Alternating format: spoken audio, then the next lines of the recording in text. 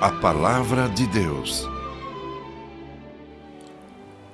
Minha amiga, meu amigo, nós estamos vivendo hoje dias e momentos de muita expectativa, de muito aguardar, de boas notícias. Estamos ansiosos por receber alguma coisa boa que venha trazer tranquilidade e paz ao nosso coração. A nossa reflexão nesta manhã vai atender à sua necessidade, sobretudo de natureza espiritual, que é também o grande problema que nós enfrentamos. E nós vamos trazer uma reflexão com esse título: A Boa Nova do Céu chegou até nós. E quem nos dá esta boa nova é a palavra de Deus pelo evangelista Marcos, no capítulo 16 do seu evangelho, verso 15, quando ele diz, palavras do Senhor Jesus: Ide por todo o mundo e pregai o evangelho a toda criatura. Quem crer e for batizado será salvo. Quem, porém, não crê está condenado. E nós iniciamos dizendo que da ressurreição, da sua ressurreição até a sua ascensão, o Senhor Jesus permaneceu por 40 dias ainda no mundo entre nós. E nesse período apresentou-se aos seus discípulos, aos seus apóstolos, várias vezes, dando-lhes sempre instruções finais, com as quais os seus comissionados continuariam a obra por ele iniciada, entregando-lhes Jesus, o Ide, registrado pelo evangelista Marcos, conforme o texto lido há pouco, onde ele diz: Vão, o Ide, por todo o mundo inteiro, e anunciem o evangelho a todas as pessoas. Quem crer e for batizado será salvo, porém, quem não crer está condenado. Esta foi a grande comissão deixada por Jesus.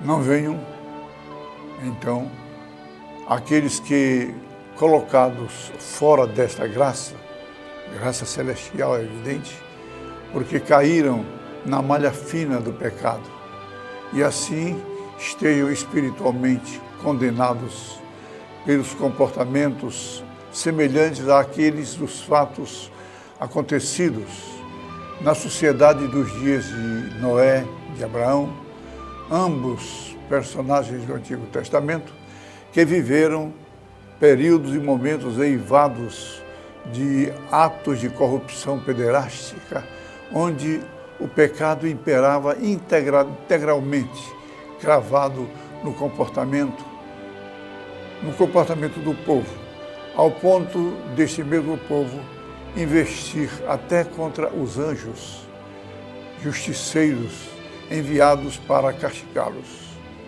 Tal situação desenfreadamente pecaminosa agrediu de tal modo a justiça soberana de Deus, ao ver o Criador que a sua boa vontade em criar o ser humano, dando-lhe o uso da liberdade para honrá-lo, não prosperou.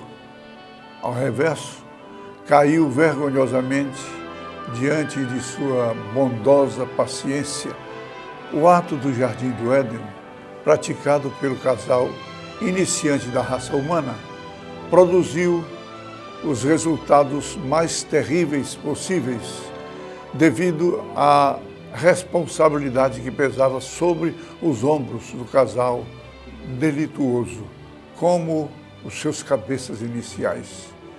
Desde o princípio da criação, Deus, como supremo juiz, os advertiu para a prática da desobediência consumada, punindo-os e se originando daí a generalização do pecado. O mal praticado, como foi de natureza moral e espiritual, abriu o caminho para a lei da sucessão. Por essa razão, o apóstolo Paulo afirma em testemunho, num conflito pessoal, que vale para todos nós, dizendo: eu sei que aquilo que é bom não vive em mim, isto é, na minha natureza humana, porque, mesmo tendo dentro de mim a vontade de fazer o que é bom, eu não consigo fazê-lo.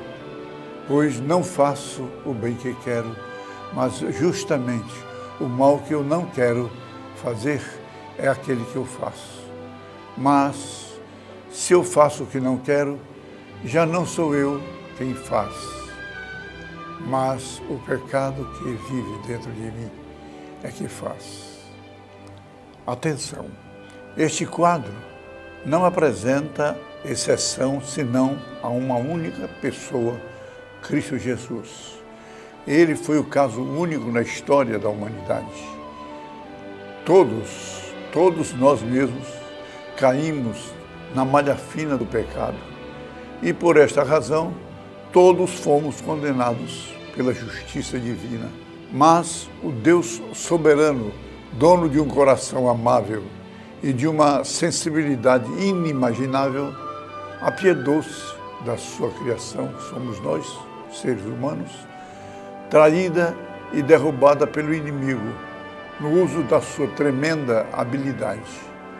O erro precisava ser corrigido, o mal precisava ser combatido e o pecado precisava ser também perdoado. Mas, para limpar toda esta situação e outras decorrentes, havia a necessidade urgente de uma mudança desse quadro. O ser humano, por si só, jamais teria condições de aplicar uma autocorreção. Ele próprio se destruiu diante do seu Criador quando deixou de confiar no Deus que tudo lhe proporcionou para ouvir ou dar ouvidos, aceitar e crer na palavra do inimigo de Deus, com o tremendo ato de desrespeito e desobediência à ordem recebida do seu Criador no habitat do Éden.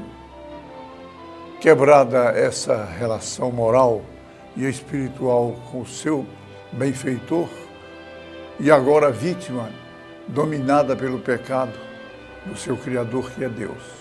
Como os nossos iniciais representantes, o sangue desses representantes, contaminado moral e espiritualmente, passou de geração em geração, alcançando-nos, e só parará no advento da segunda vinda do Senhor Jesus. Em sua primeira vinda, o Senhor Jesus veio para efetuar essa reconciliação, porém, nem todos o quiseram receber como seu Salvador. Isto nos afirma o apóstolo João no capítulo 1, verso 12 do seu Evangelho. Mas, graças a Deus, porque a rejeição daqueles beneficiados favoreceu-nos, importando na abertura do leque da sua vinda, estendendo-se ao mundo não judeu e indo até os confins da terra. Nós estamos, em relação aos judeus, nesta segunda parte da grande comissão, ou seja, os confins da terra. Isto nos mostra a sublime verdade anunciada pela palavra divina, ao afirmar que Deus não faz acepção de pessoas quando comissionou os seus discípulos com o vão ou o ide pelo mundo inteiro. Anunciai o Evangelho a todo aquele que crê, a todas as pessoas. Quem crer e for batizado será salvo, mas quem não crê está condenado, assim afirmou o Senhor Jesus. Esta boa nova chegou ao nosso Brasil pelos idos de 1555, pouco depois da sua descoberta, com cristãos franceses perseguidos e saídos de sua terra natal em busca do refúgio na nova terra recém-descoberta, o Brasil, o Novo Mundo. Aqui no Brasil chegaram também, após a descoberta, cristãos evangélicos ingleses, holandeses, norte-americanos, todos, vários deles missionários, que enfrentaram opressões, perseguições, expulsões, mortes e muitas outras humilhações, mas perseveraram no ide de Jesus.